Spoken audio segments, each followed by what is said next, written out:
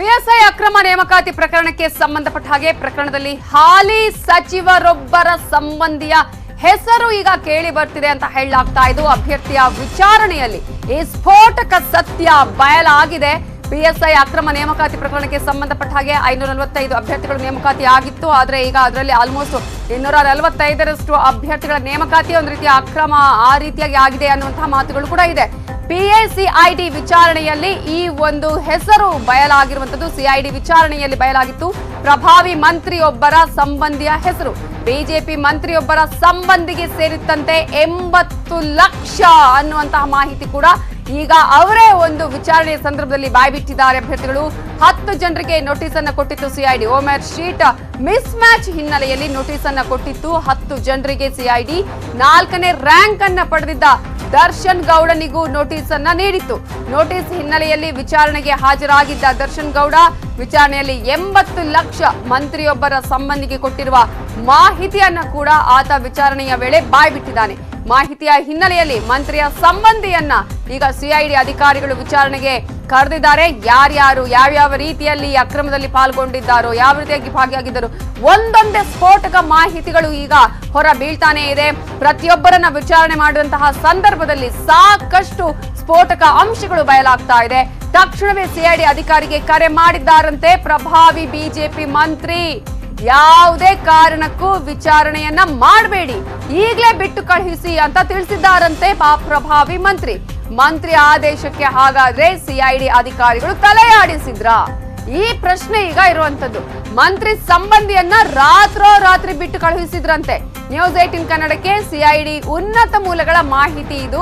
ಈಗಾಗಲೇ ಯಾವ ಮಟ್ಟದಲ್ಲಿ ಅಕ್ರಮ ನಡೆದಿದೆ, ಎಷ್ಟು ದೊಡ್ಡ ಮಟ್ಟದಲ್ಲಿ ಇದು ಸಾಕಷ್ಟು ಅನೇಕ ಪ್ರಾಬ್ಲಮ್ಗಳಿಗೆ ಕಾರಣ ಆಗಿದೆ. ಒಂದು ಕಡೆ ಈಗಾಗಲೇ ಅಭ್ಯರ್ಥಿಗಳಲ್ಲಿ ಹೋಗಿ ಫ್ರೀಡಂ ಪಾರ್ಕ್ ಅಲ್ಲಿ ಹೋಗಿ ಪ್ರೊಟೆಸ್ಟ್ ಅನ್ನ ಮಾಡ್ತಾ ಇದ್ದಾರೆ. ಯಾರು ಪ್ರಾಮಾಣಿಕವಾಗಿ ನೇಮಕ ಆಗಿದ್ದಾರೆ ಅವರಿಗೆ ಅಟ್ಲೀಸ್ಟ್ ಈ ಒಂದು ಇದನ್ನ ಅವರಿಗೆ ಕೊಡಿ ಅನ್ನುವಂತಹ ಮಾತನ್ನ ಹೇಳ್ತಾ ಇದ್ದಾರೆ. ಆದ್ರೆ ಸರ್ಕಾರ ಮರು ಪರೀಕ್ಷೆಗೆ ಆದೇಶ ಮಾಡಿದೆ. ಆದ್ರೆ ಈಗ ಸ್ಫೋಟಕ ಸತ್ಯಗಳು ಒಂದೊಂದಾಗಿ ಹೊರಬೀಳ್ತಾ ಇದೆ. ಸಾಕಷ್ಟು ಬಟಾಬಯಲ ಆಗ್ತಾ ಇದೆ. ಯಾರ್ಯಾರು ಹೇಗೆ ಶಾಮೀಲಾಗಿದ್ದಾರೆ ಅಂತ ಹೇಳಿ ಇವೆಲ್ಲದರ ಬಗ್ಗೆ ಇನ್ನಷ್ಟು ಡೀಟೇಲ್ಸ್ ಕೊಡೋದಕ್ಕೆ ನಮ್ಮ ಪೊಲಿಟಿಕಲ್ ಬ್ಯೂರೋ ಹೆಡ್ ಆಗಿರುವಂತಹ ಚಿದಾನಂದ ಪಟೇಲ್ ಈಗ ನೇರ ಸಂಪರ್ಕದಲ್ಲಿದ್ದಾರೆ. ಚಿದಾನಂದ ಪಟೇಲ್, ಒಂದೊಂದೊಂದೊಂದೇ ಸ್ಫೋಟಕ ಸತ್ಯಗಳು ಈಗ ಹೊರ ಬೀಳ್ತಾ ಇರುವಂತದ್ದು ಅಭ್ಯರ್ಥಿಗಳ ವಿಚಾರಣೆ ಮಾಡುವಂತಹ ಸಂದರ್ಭದಲ್ಲಿ. ಇದರ ಬಗ್ಗೆ ಯಾವ ರೀತಿಯಾಗಿ ಈಗ ಪ್ರಭಾವಿ ಮಂತ್ರಿಯೊಬ್ಬರ ಒಂದು ಸಂಬಂಧಿ ಕೂಡ ಇದರಲ್ಲಿ ಇದ್ದಾರೆ, ಯಾವ ರೀತಿಯಾದಂತಹ ಒಂದು ಈ ಒಂದು ತನಿಖೆಗೆ ಅಡಚಣೆ ಆಗುವಂತಹ ಸಾಧ್ಯತೆಗಳು ಕೂಡ ಇದೆ ಅಂತ ಅನ್ಸುತ್ತೆ? ನವಿತಾ ಜೈನ್, ಇದು ದುರದೃಷ್ಟಕರ ಅಂತ ಹೇಳ್ಬೋದು. 545 PAC ಅಭ್ಯರ್ಥಿಗಳಲ್ಲಿ ಬಹುತೇಕ 200ಕ್ಕೂ ಹೆಚ್ಚು ಜನರು ಅಕ್ರಮ ಮಾಡಿದ್ದಾರೆ ಅನ್ನೋದು ಈಗ ಪ್ರಾಥಮಿಕ ತನಿಖೆಯಲ್ಲಿ ಗೊತ್ತಾಗಿರುವಂಥದ್ದು. ಇದರ ಬೆನ್ನಲ್ಲೇ ಸರ್ಕಾರ ಸಿಐಡಿಗೆ ವಹಿಸಿರುವಂಥದ್ದು. ಸಿಐಡಿ ತನಿಖೆ ಪಾರದರ್ಶಕವಾಗಿ ನಡೀತಿದೆಯಾ ಎಂಬ ಪ್ರಶ್ನೆ ಈಗ ಒಡಮೂಡಿರುವಂಥದ್ದು. ಯಾಕಂತ ಹೇಳಿದ್ರೆ ಬೆಂಗಳೂರಿನ ಪ್ರಭಾವಿ ಸಚಿವರೊಬ್ಬರು, ಅವರು ಹಿಂದಿನ ಸರ್ಕಾರದಲ್ಲಿ DCM ಆಗಿದ್ರು ಅಂತ ಕೂಡ ಹೇಳಲಾಗ್ತಿದೆ. ಅವರ ಸಂಬಂಧಿಯೊಬ್ಬರು ಈ ಒಂದು ಹಗರಣದಲ್ಲಿ ಇದ್ರು ಅಂತ ಹೇಳಲಾಗ್ತಿದೆ. ಯಾಕಂತ ಹೇಳಿದ್ರೆ ಸಿಐಡಿಯ ಈ ತನಿಖೆ ನಡೀತಿರುವ ಸಂದರ್ಭದಲ್ಲಿ ಸಿಐಡಿಯ ಸಹಾಯಕ ತನಿಖಾಧಿಕಾರಿ ಆಗಿರ್ತಕ್ಕಂಥ ನರಸಿಂಹಮೂರ್ತಿ P ಎಂಬುವವರು 20ನೇ ತಾರೀಕು ದರ್ಶನ್ ಗೌಡ ಅಂತ ಹೇಳಿ ಇದರಲ್ಲಿ ಆರೋಪಿತರನ್ನ ವಿಚಾರಣೆಗೆ ಕರೆಸ್ತಾರೆ. ಆ ಸಂದರ್ಭದಲ್ಲಿ ಹಲವಾರು ಸ್ಫೋಟಕ ಮಾಹಿತಿಗಳು ಸಿಗ್ತವೆ. ಆ ಸ್ಫೋಟಕ ಮಾಹಿತಿಯ ವರದಿಯನ್ನ ಉನ್ನತಾಧಿಕಾರಿಗಳಿಗೆ ನರಸಿಂಹಮೂರ್ತಿ P ಅವರು ಕೊಡ್ತಾರೆ ಅಂತ ಹೇಳಲಾಗ್ತಿದೆ.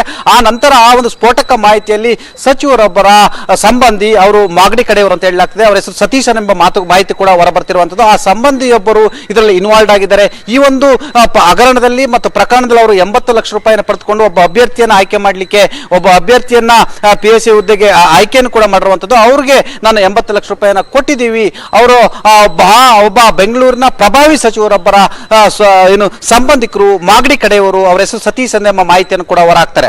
ಆದ್ರೆ ಎಲ್ಲ ಒಂದ್ ಕಡೆ ಈ ಮಾಹಿತಿಯನ್ನ ಹೊರಹಾಕಿದ ಕೂಡಲೇ ಎಲ್ಲೊಂದ್ ಕಡೆ ಇದು ಆ ಸಚಿವರಿಗೆ ಗೊತ್ತಾಗುತ್ತೆ, ಸಚಿವರ ಸಂಬಂಧಿಗೆ ಗೊತ್ತಾಗುತ್ತೆ, ಮತ್ತು ಸಚಿವರ ಸಂಬಂಧಿ ಅಂತ ಗೊತ್ತಾದ ತಕ್ಷಣ ಇದು ಬೇರೆ ರೀತಿ ತಿರುವು ಪಡಿತೆ ಎಂಬ ಹಿನ್ನೆಲೆಯಲ್ಲಿ, ಯಾಕಂತ ಹೇಳಿದ್ರೆ ಈ ತನಿಖೆ ಬಗ್ಗೆ ಸಂಬಂಧಪಟ್ಟ ಎಲ್ಲೊಂದ್ ಕಡೆ ಮುಖ್ಯಮಂತ್ರಿಗಳು ಪಾರದರ್ಶಕವಾಗಿ ತನಿಖೆ ಮಾಡ್ತೀನಿ ಅಂತ ಹೇಳ್ತಾರೆ. ಕೊಟ್ಟಿದ್ದಾರೆ, ಮತ್ತೊಂದು ಕಡೆ ಈಗಾಗಲೇ ಸಿಐಡಿ ಪ್ರಿಲಿಮಿನರಿ ರಿಪೋರ್ಟ್ ಅನ್ನು ಕೂಡ ಕೊಟ್ಟಿದ್ದಾರೆ. ರಿಪೋರ್ಟ್ ಅನ್ನು ಕೊಡದೆ ಸಿಐಡಿಯ ಕಂಪ್ಲೀಟ್ ವರದಿಯನ್ನು ಪಡೆದು ಈಗ ಮರುಪರೀಕ್ಷೆಯನ್ನು ಮಾಡಿರುವಂತದ್ದು. ಈಗಾಗಲೇ 545 ಅಭ್ಯರ್ಥಿಗಳ ಆಯ್ಕೆಯನ್ನ ರದ್ದು ಮಾಡಿರುವಂತದ್ದು. ಇದರ ಬೆನ್ನಲ್ಲೇ ಈಗ ಈ ಒಂದು ತನಿಖೆ ಎಷ್ಟು ಮಟ್ಟಿಗೆ ಸಾಕ್ತಿದೆ, ಇದರಲ್ಲಿ ಸರ್ಕಾರ ಮೂಗು ತೋರಿಸ್ತಿದೆಯಾ, ಸಚಿವರು ಮೂಗು ತೋರಿಸ್ತಿದೆಯಾ ಎಂಬ ಪ್ರಶ್ನೆ ಒಡಮೂಡುವ ಸಂದರ್ಭದಲ್ಲೇ ಸಚಿವರೊಬ್ಬರು ಸಿಐಡಿಯ ಉನ್ನತಾಧಿಕಾರಿ ಕರೆ ಮಾಡಿ, ನಮ್ಮ ಸಂಬಂಧಿ ಯಾರಿದ್ದಾರೆ ಅವರ ಹೆಸರನ್ನ ಮುನ್ನೆಲೆಗೆ ತರಬೇಡಿ, ಅವರ ಹೆಸರನ್ನ ಬಹಿರಂಗ ಪಡಿಸಬೇಡಿ, ಅವರ ಹೆಸರು ಕೂಡ ಎಲ್ಲೂ ಇರಬಾರ್ದು ಅನ್ನೋ ಮುಖಾಂತರ ಆ ಸಂಬಂಧಿ ಹೆಸರನ್ನ ಇಡೀ ಪ್ರಕರಣದಲ್ಲಿ ಇಲ್ಲದಂತೆ ನೋಡಿಕೊಂಡ್ರು ಮತ್ತು ಪ್ರಭಾವ ಬೀರುವುದು ಎಂಬ ಗಂಭೀರ ಆರೋಪ ಇದೀಗ ಕೇಳಿ ಬರ್ತಿರುವಂತದ್ದು. ಈ ಆರೋಪಕ್ಕೆ ಸಂಬಂಧಪಟ್ಟಗೆ ಈ ತನಿಖೆಯನ್ನು ನಡೆಸ್ತಿರ್ತಕ್ಕಂಥ ಸಿಐಡಿಯ ಉನ್ನತಾಧಿಕಾರಿಗಳು ಸ್ಪಷ್ಟಪಡಿಸಬೇಕಾಗಿದೆ. ಉನ್ನತಾಧಿಕಾರಿಗಳು ಸ್ಪಷ್ಟಪಡಿಸಿದ್ರೆ ಮಾತ್ರ ತನಿಖೆ ಹಾದಿ ಯಾವ ಮಟ್ಟಕ್ಕಿದೆ, ತನಿಖೆ ಹಾದಿ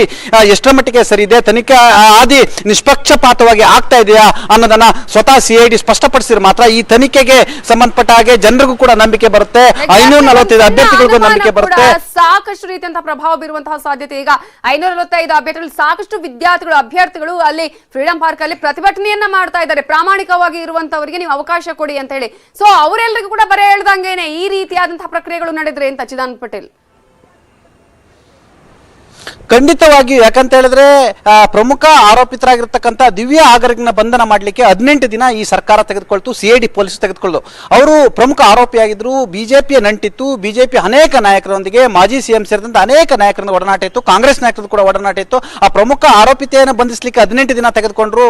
ಆಗ್ಲೇ ಕೂಡ ಬಹಳಷ್ಟು ಅನುಮಾನ ಕೂಡ ಒಡಮೂಡಿತು. ಇದರ ಬೆನ್ನಲ್ಲೇ ಇದೀಗ ಎಲ್ಲ ಒಂದ್ ಕಡೆ ಪ್ರಭಾವಿ ಸಚಿವರೊಬ್ಬರು, ಬೆಂಗಳೂರಿನ ಪ್ರಭಾವಿ ಸಚಿವರು ಮಾಗಡಿ ಮೂಲದ ತಮ್ಮ ಸಂಬಂಧಿಯನ್ನ ಬಚಾವ್ ಮಾಡಲು ಮತ್ತು ತಮ್ಮ ಹೆಸರು ಇಲ್ಲಿ ಎಲ್ಲ ಒಂದ್ ಕಡೆ ತಳುಕು ಹಾಕೊಳ್ಳುತ್ತೆ, ಆಗ ನನಗೆ ಕಳಂಕ ಆಗುತ್ತೆ, ನನ್ನ ಇಮೇಜ್ಗೆ ಡ್ಯಾಮೇಜ್ ಆಗುತ್ತೆ, ಮಂತ್ರಿ ಸ್ಥಾನಕ್ಕೆ ಕುತ್ತು ಬರುತ್ತೆ ಎಂಬ ಕಾರಣಕ್ಕಾಗಿ ಸಿಐಡಿ ಅಧಿಕಾರಿಗಳಿಗೆ, ಪ್ರಮುಖ ಉನ್ನತಾಧಿಕಾರಿಗಳಿಗೆ ಎಲ್ಲೊಂದ್ ಕಡೆ ಪ್ರಭಾವ ಬೀರಿ ಆ ಹೆಸರನ್ನು ತೆಗೆಸಾಕಿದ್ರೆ ಎಂಬ ಈಗ ಸದ್ಯದ ಮಟ್ಟಿಗೆ ದೊಡ್ಡ ಸುದ್ದಿ ಆಗ್ತಿರುವಂತದ್ದು.